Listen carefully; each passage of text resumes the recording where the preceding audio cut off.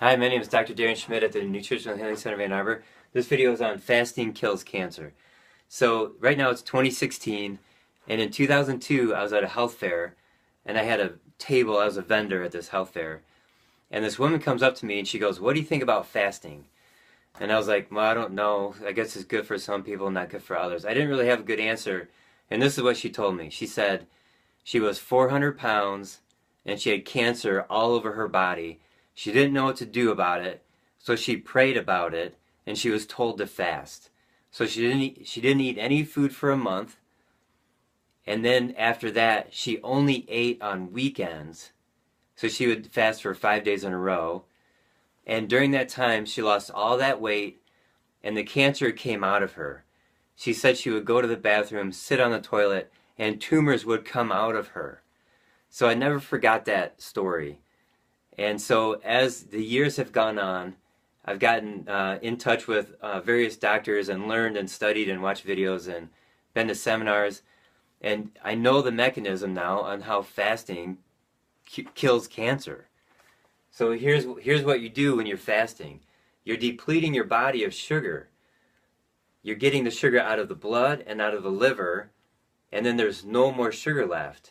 That's it. Cancer needs sugar. So when you deplete the body of sugar, all you have left is fat. That's the only other fuel.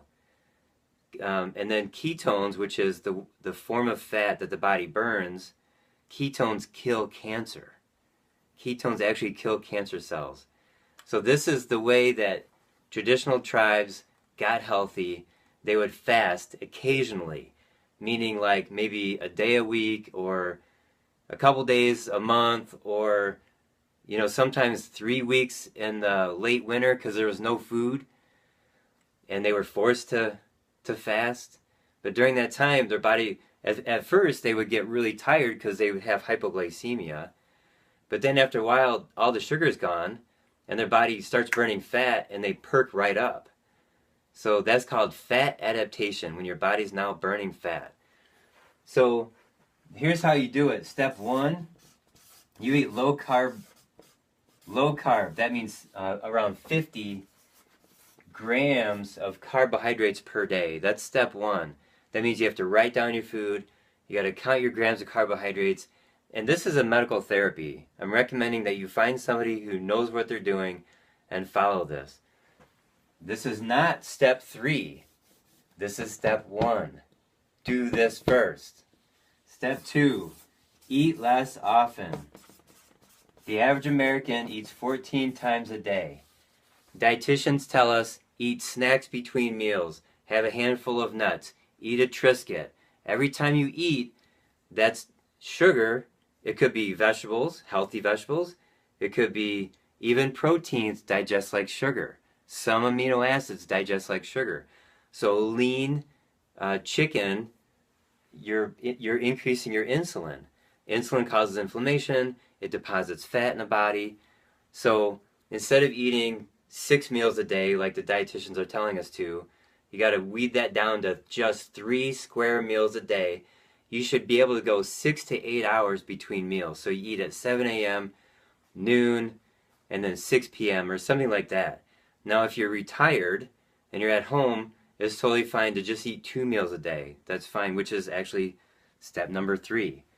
Step number 3 is restrict the hours in which you eat. So I'm just going to write the word restriction. And this is the term that's being used now because people get freaked out when you say the word fast. So this is the same thing as fasting. So as an example, you can eat lunch at 6, lunch at noon, dinner at 6. You eat all your food in 6 hours. This is not low calorie. You're eating all your calories in the 6 hours.